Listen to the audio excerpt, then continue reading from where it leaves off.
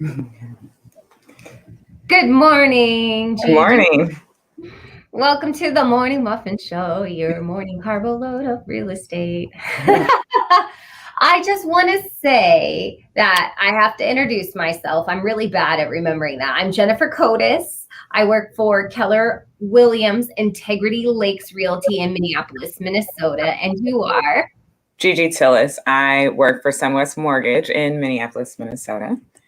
Yeah, and well, the greater metro area, I suppose. Yeah, Minneapolis is a very small part of where we work, right? Absolutely. Yeah.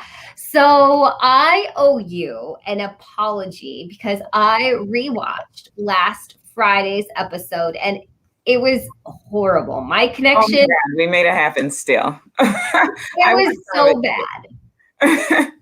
So for those of you that suffered through the entire thing, I need to know your name because you were the most patient person in the world.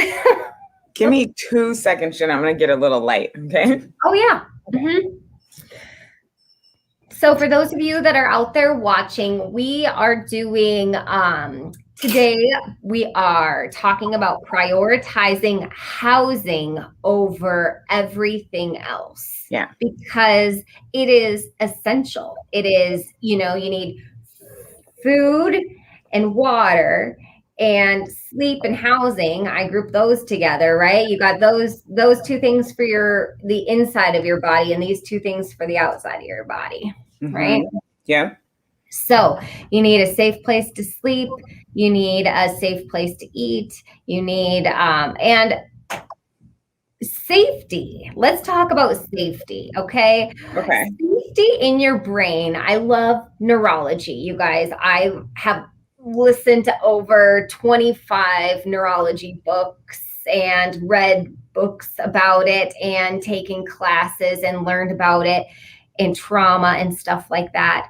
And your brain, the opposite of safety in your brain is threat. Like it is so important for how you function as a human being to feel safe. Yeah. Because then if you've ever had any experiences with threat, then it's trauma.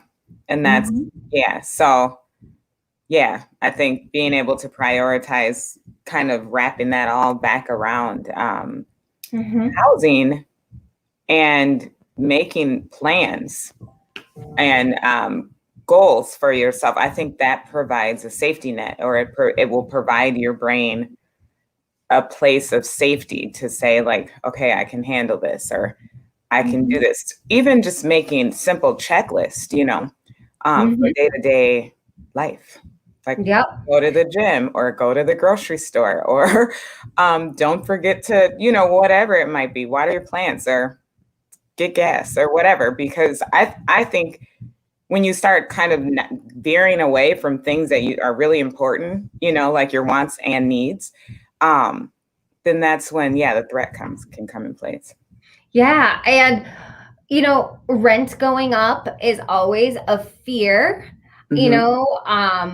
A mortgage, you have some level of safety there. I mean, there is a longer process to foreclose on someone than it is to actually evict someone.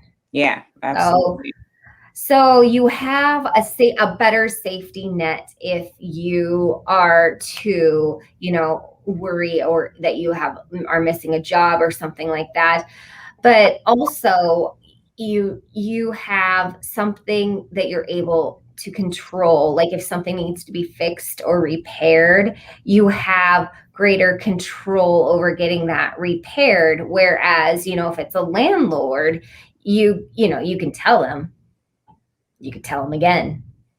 You can tell them again and again and again, but it doesn't necessarily mean that they're up on their game. Well, I think too, with a landlord, they have an end game goal in mind, and that's just to, I don't look at any landlord as someone who's not an investor or someone who's not looking to make some type of money. So landlords are in a business. And when I think about business, I think about work.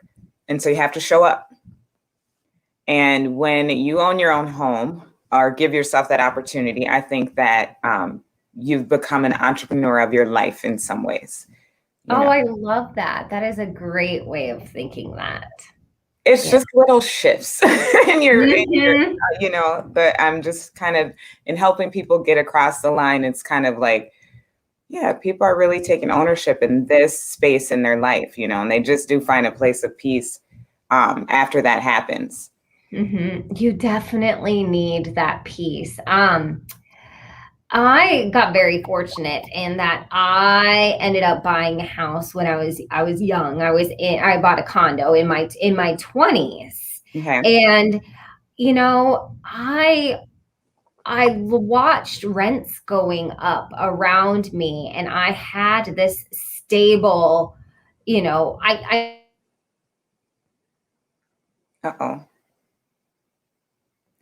I don't know if that's me or Jen. I lost my internet for a minute. Okay. I was like, I don't know if that's me or Jen. It happened. Not again. And I remember being able to budget for it. Okay. So, but I didn't own a car. Okay. So I prioritized housing over a vehicle because number one, I am extremely able-bodied and I lived within a 2-mile radius of where I worked. So I could walk to work or ride my bike, or in the wintertime when it was like below 40, I would, and I am somebody that will put on my snow pants and go for a walk. Right. But if it was really cold or if I had to work late at night, there were buses, there were cabs, and it was all, people are like, but cabs are so expensive. Cars, way more expensive. Yeah. I saved so much money not having a car. And I got a retirement, which I was able to parlay that money that I had saved without a car and to buy a new place and rent out my condo, which I still have as a rental property, and buy a new home, which I could then, parlay into the next. And owning a vehicle, to me, in my mind, is more of a liability than an asset. And I know a lot of people, like I have a nephew, like a friend's son. I call him a nephew. He's not. Yeah, absolutely. He works in Woodbury, doesn't have a driver's license, but lives in South St. Paul. Okay. So he's figuring it out, and it's, people do it all the time, everywhere. And it's so funny because I didn't grow up in Minnesota. I grew up out west in Seattle. And so when I came here, I was like, where's the train? And I was young. I was, I think the first time I moved here, I was, I don't know, like 8th grade, and then moved back west and came back. But my big thing was like, where's the train? Well, we have a train now in our city that takes you from one side to the other, and our public transportation has greatly improved. But in bigger cities, people don't own cars. It's a liability. Parking everywhere you go, you have to pay for your car in big cities. And so that was kind of something to me here in Minnesota. Yeah, it gets cold and things, and they've improved upon like shelters and stuff like that for city transportation. But I think as a young person, it is something you can forego, especially nowadays with Uber, things like that. Like my dad, I think I've talked about him last time, but he lives in South Florida and he is gone blind in one eye. And so he still gets around though. He drove a Harley forever and loved his motorcycle. But he like Uber and Lyfts everywhere. And he had all these apps and stuff on his phone before we did. And it's because of accessibility, You can get your groceries delivered. Like People use Amazon, no problem. You know, you can order yourself a car. Like it's not, it's, you know, the permanency and the stability that it creates in your brain to have a place that calls home is immeasurable. Yep. And then what you can do with it, like you said, you're able to leverage one thing to another. And I think the rich dad, poor dad is let your assets pay for your liability. So if you have an asset, it will naturally pay for your liability, like when it comes to like cash flowing and things like that. So yeah, that very first condo that I bought, I get calls all the time. They're like, "Do you want to sell it?" I'm like, "No, it is." So I got a great deal on an inner city condo when I was younger, right? This was back right before the bubble. I think it was April 2005. So, and not only has it paid for itself being able to rent it out, but once like Max becomes a teenager, he can live there and he can go to school and it's walkable and it's great. And then after he's done, I can use it as a retirement. Right. In the city. Yeah. One level living. Yeah, exactly. Like this is like the bedrock of my life, the one consistency that I can say I don't have to worry about where I'm going to live ever for the rest of my life. I think that it is an amazing place to start. And like my son, he's 25 and it's the only thing I'm putting pressure on him about right now. It's like, I have a 1-bedroom condo. It's not in the inner city, but it's in Fridley right now for $110. See? Yeah. And there are those deals out there. And if you're gonna go rent, then you can buy a condo for yourself and it's less. I mean, I just closed on one and the payment is like $716 a month. With association dues and everything? That was total PITI. And that's the principal, interest, taxes, and insurance with the HOA included. And it was his dad helped him, with a gift. You could use down payment assistance for something like that as well, to get a larger down payment. $110,000 property is $11,000 down if you put, $10,000 down, or if you put a 10% down. Down payment assistance programs can help you pay up to $10,000 or more, depending on what programs you use. So that kind of cuts your mortgage insurance. It cuts so many things out, which is a big part of like that overall mortgage payment. And you end up paying way less, than what you would pay if you were renting. There's no condos. We were just looking on the market right now. He'd have to go through a private owner. For under 11. Yeah. 1 bedrooms, under $1,100.